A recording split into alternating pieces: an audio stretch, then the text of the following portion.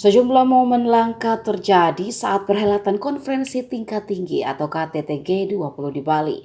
Salah satunya ketika para kepala negara harus memegang cangkul. Momen ini terjadi ketika mereka berkumpul di Taman Hutan Raya Bali pada Rabu 16 November siang. Presiden Joko Widodo mengajak para kepala negara berkeliling di kawasan hutan mangrove dan kemudian melakukan penanaman bakau bersama.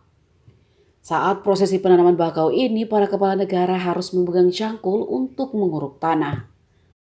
Namun tampaknya sejumlah kepala negara yang biasa berurusan dengan birokrasi ini tidak pernah memegang alat tani. Sehingga ada yang kagok dan tidak mengerti bagaimana memegang cangkul atau menggunakannya dengan baik. Tampak pula Presiden Amerika Serikat Joe Biden yang terlihat serius menanam pohon bakau dengan cangkul di tangannya. Bahkan ada kepala negara yang cangkulnya jatuh ketika prosesi simbolik itu. Setelah tanam bakau rampung, mereka kemudian melakukan foto bersama dengan mengangkat cangkul.